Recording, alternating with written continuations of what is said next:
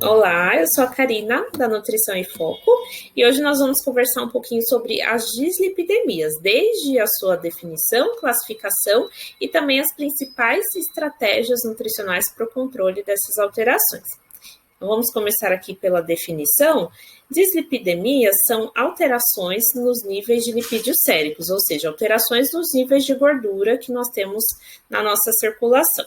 Existem duas classificações para dislipidemia. Então, nós temos a classificação etiológica, que diz respeito à causa dessa dislipidemia, e a classificação laboratorial, que diz respeito ao tipo de partícula de gordura que está mais alterado na circulação. Essa classificação etiológica, ela pode ser primária ou secundária. Então, a dislipidemia primária é quando eu não tenho nenhuma causa que antecede a alteração desses níveis de lipídios, é realmente uma alteração genética que esse indivíduo tem e que propicia uma produção maior, seja do colesterol ou do triglicérides, por exemplo, e as dislipidemias secundárias, que como o próprio nome diz, elas são secundárias a alguma outra condição, algum outro fator que está acontecendo ali na vida do indivíduo. Então, eu posso citar aqui tanto o estilo de vida inadequado, uma dieta desbalanceada, ela pode sim favorecer a alteração, seja do triglicérides ou do colesterol, a presença de morbidades, então nós temos aqui bem forte o exemplo do diabetes mellitus, que quando descompensado pode levar o indivíduo a um quadro de dislipidemia, principalmente alteração nos níveis de triglicérides circulantes e também o uso de alguns medicamentos. Então, existem, por exemplo, medicamentos utilizados no tratamento da AIDS que podem levar a essas alterações, ou imunossupressores utilizados após transplante de órgãos também podem trazer alterações nos níveis de lipídios. Tá? E existe uma segunda classificação, como eu disse, que é a laboratorial, que diz respeito ao tipo de molécula que se encontra mais alterada ali na circulação. Nós podemos definir 4 tipos de dislipidemias pela classificação laboratorial. A primeira é a hipercolesterolemia isolada, quando existe um aumento isolado do LDL colesterol, que é tido como o colesterol ruim, e é quando a gente encontra um LDL colesterol maior ou igual a 160 miligramas por decilitro. Nós temos também a hipertrigliceridemia isolada, que é quando existe um aumento isolado dos níveis de triglicérides, maior ou igual a 150 miligramas por decilitro, ou maior ou igual a 175 miligramas por decilitro. A gente vai ver mais à frente por que da diferença desses dois valores.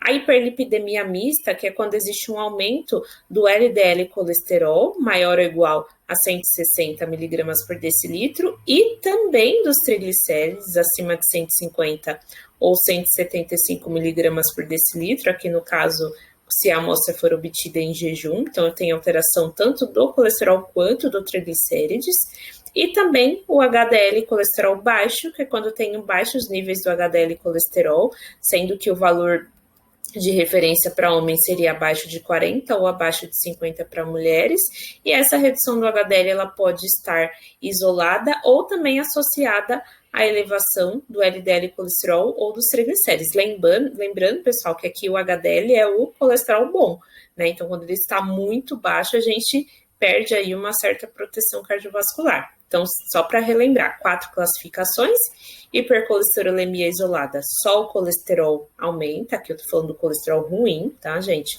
A hipertrigliceridemia isolada, quando só os triglicérides aumentam.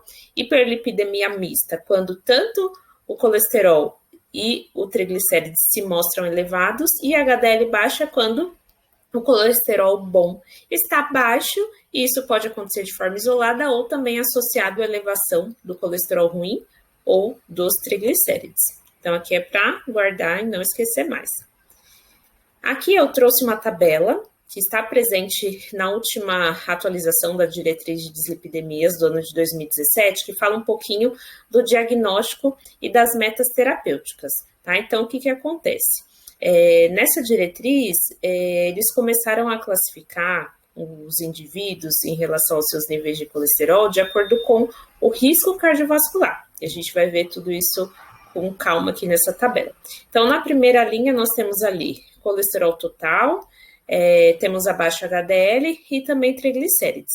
Para esses 3 itens, nós não temos categorização de risco cardiovascular para poder fazer a classificação. Na primeira coluna de valores, nós temos os resultados de exame com jejum e na segunda coluna sem jejum.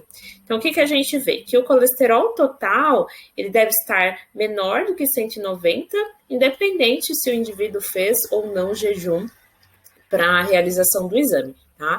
O HDL colesterol, o ideal é que esteja maior do que 40 também, independente da realização de jejum. E o triglicérides, caso o indivíduo tenha feito refeição antes do exame, ele pode estar até 175, na verdade menor que 175, e com jejum menor do que 150. Então, pelo menos essas 3 primeiras moléculas, o que a gente vê é que os triglicerídeos, eles precisam ter classificação diferente se o indivíduo fez o exame com ou sem jejum, e nos outros casos não. Logo abaixo, nós temos o LDL colesterol e o não HDL colesterol, tá? Que eles não diferem em relação ao exame ser feito com ou sem jejum, mas sim diferem em relação ao risco cardiovascular desse indivíduo. Então, nós temos ali 4 classificações de risco cardiovascular, que seria o baixo, intermediário, o alto e o muito alto. Então, o indivíduo com risco cardiovascular baixo é aquele que não tem nenhuma doença, nenhum fator de risco importante, e esse indivíduo ele pode manter um colesterol LDL menor do que 130 e o não HDL menor do que 160. Já o risco intermediário é aquele indivíduo que já tem algum fator de risco, por exemplo, hipertensão, obesidade, e ele precisa manter um LDL colesterol menor do que 100 e o colesterol não HDL menor do que 130.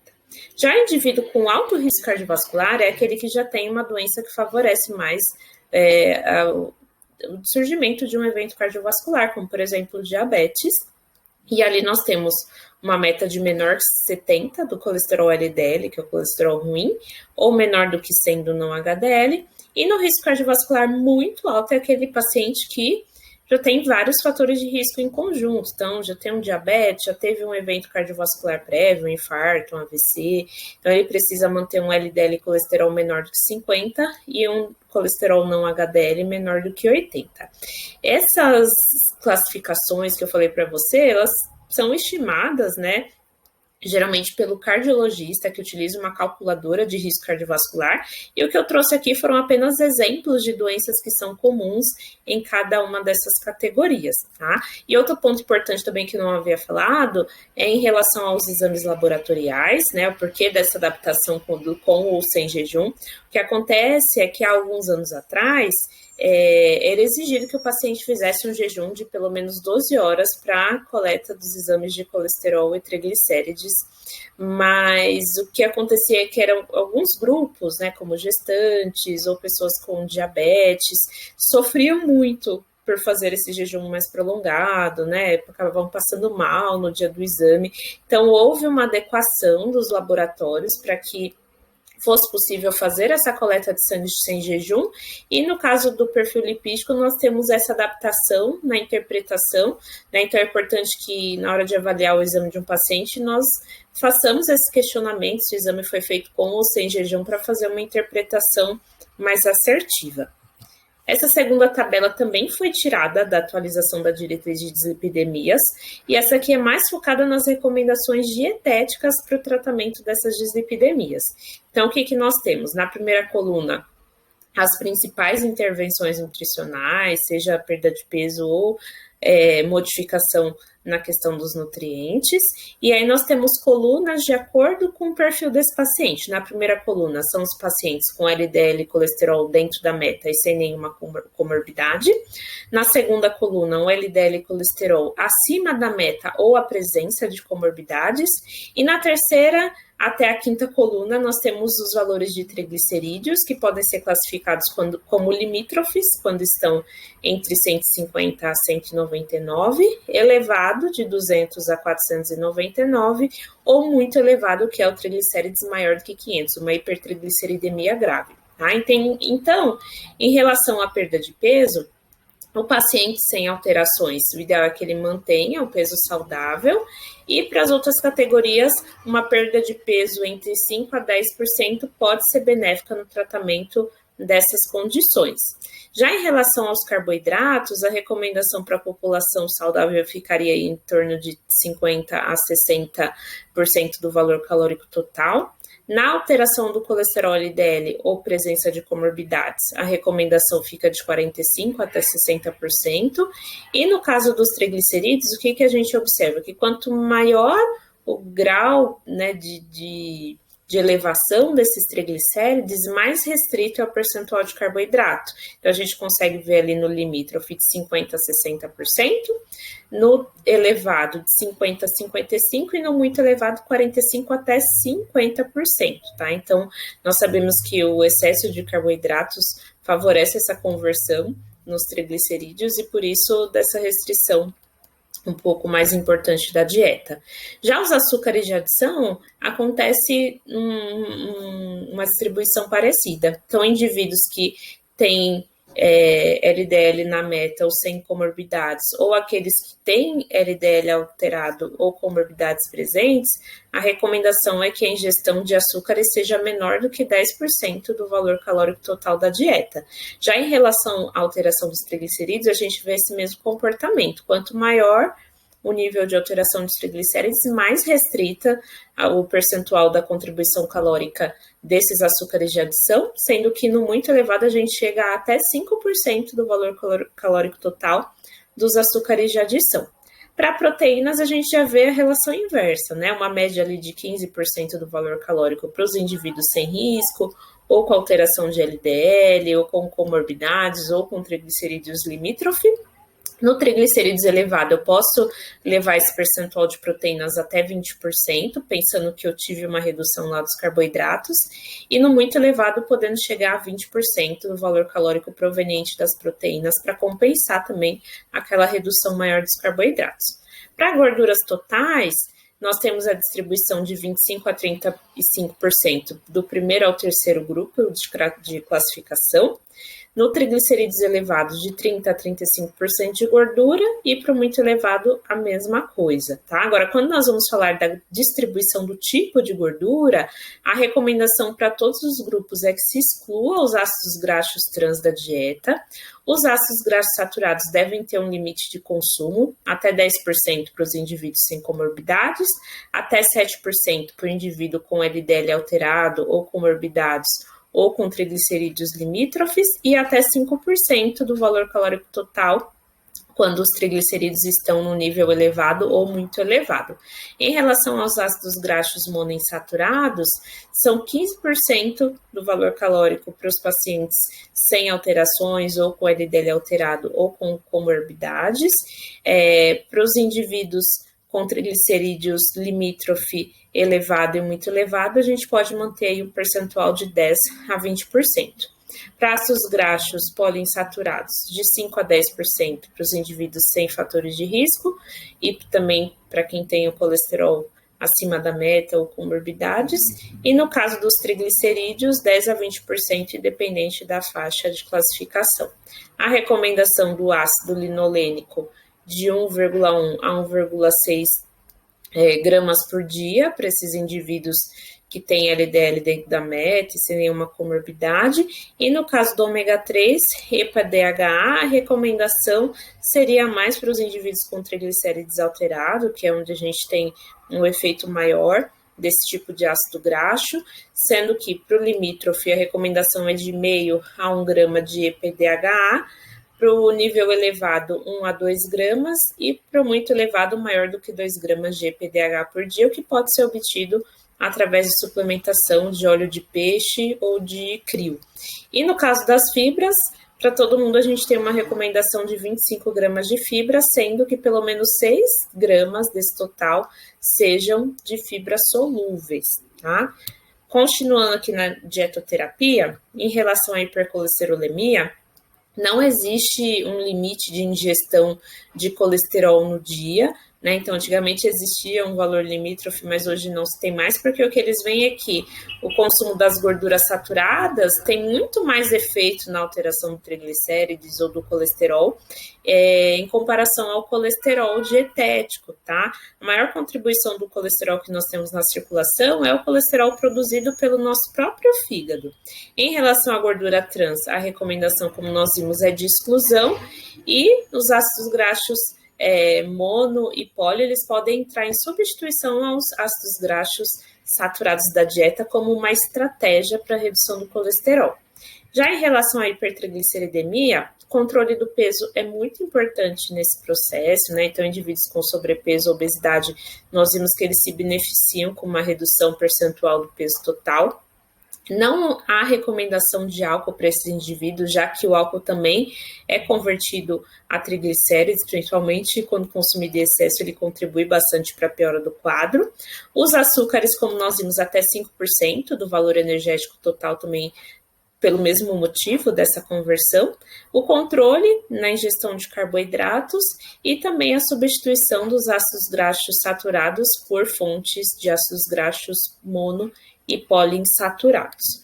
Já em relação ao ômega 3, existe a recomendação do EPO-DHA na hipertrigliceridemia, né? Então, a gente viu lá na diretriz falando em torno de 2 gramas por dia, mas alguns estudos chegam a uma suplementação de até 4 gramas de EPO-DHA no dia para a melhora do quadro. Os fitosteróis também são bem estudados nas dislipidemias, tá? E principalmente na questão da redução do colesterol. Então, o fitosterol é uma substância encontrada principalmente em frutas, verduras e legumes e que tem uma estrutura similar ao colesterol.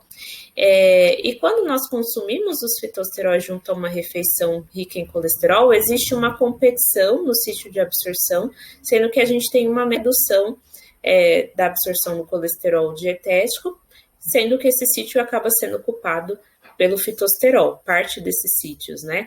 Então, com essa injeção de fitosterol, a gente consegue ter uma redução, sim, da absorção do colesterol dietético. A recomendação para indivíduos adultos, para que se obtenha esse efeito, seria uma suplementação de 2 gramas por dia, já que por via alimentar nós não atingimos essa quantidade de colesterol, né? Mas alguns estudos falam em torno de 1,2 a 1,5 gramas, quando a gente pensa em crianças, principalmente.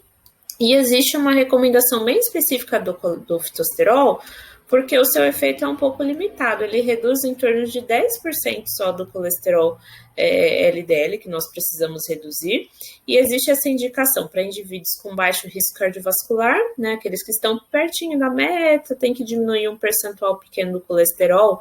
O fitosterol pode ser uma primeira alternativa antes de se pensar no tratamento com as estatinas, ou indivíduos com metas muito difíceis e que já estão com dose máxima de estatina e não conseguem chegar na meta, o fitosterol pode ser uma intervenção adicional para conseguir esse objetivo, e é indicado também para crianças a partir dos 5 anos, né, que ainda não podem tomar também as estatinas, e adultos que têm hipercolesterolemia familiar, como um tratamento coadjuvante junto às outras medicações que são utilizadas. Em relação à soja, ela também é citada na diretriz como um alimento cardioprotetor, né, que auxilia na redução do colesterol. A recomendação seria de 1 a 2 porções de soja ou produtos derivados da soja no dia, o que equivaleria aí a 15 a 30 gramas de proteína de soja, e ela tem comprovação de efeito na redução do LDL colesterol, dos triglicérides também, e até mesmo o aumento do HDL colesterol. Já as fibras solúveis, elas têm a recomendação que nós vimos na diretriz de se utilizar pelo menos 6 gramas de fibras solúveis no dia, e o efeito delas pode ser tanto via intestinal, então essas fibras solúveis elas formam um gel em contato com a água, e elas se ligam aos ácidos biliares, aumentando a excreção fecal desses ácidos biliares, e nós também temos uma ação da microbiota intestinal, onde a fermentação das fibras solúveis pelas bactérias no intestino grosso, elas aumentam a produção dos ácidos graxos de cadeia curta, como o butirato, o propionato e o acetato também. E esses ácidos graxos de cadeia curta, por sua vez, eles limitam uma enzima na cascata de produção do colesterol, que é a HMG-CoA redutase. Tá? E nós encontramos essas fibras solúveis tanto no psyllium e principalmente no farelo de aveia, que é mais acessível à população, né, que são ricos aí nas beta-glucanas. E nós temos os probióticos também como uma outra alternativa. Eles apresentam uma redução modesta do LDL e colesterol, né? Os tipos de probióticos mais estudados para esse fim são os lactobacilos e bifidobactérios, e a recomendação seria na suplementação dos probióticos de 10 elevado a nona unidades formadoras de colônia por um período mínimo de 8 semanas, tá? Mas nós sabemos que a suplementação sem a mudança do hábito alimentar não vai trazer os resultados esperados. Então, a gente precisaria, né, junto com essa intervenção, fazer toda uma intervenção de mudança do hábito alimentar para conseguir um efeito melhor e conseguir depois manter essa população de bactérias em quantidades elevadas no intestino, ok? Dúvidas sobre esse tema? Deixem aqui nos comentários, vai ser um prazer esclarecer a dúvida de vocês. Se você não é inscrito ainda no canal, se inscreva, ative o sininho das notificações para ficar por dentro de todas as novidades que nós traremos aqui no canal e compartilhe também esse conteúdo com um amigo, seja um estudante de nutrição ou um nutricionista já formado, que está se atualizando aí para as provas de residência ou até mesmo para a prática profissional. Até a próxima. Obrigada.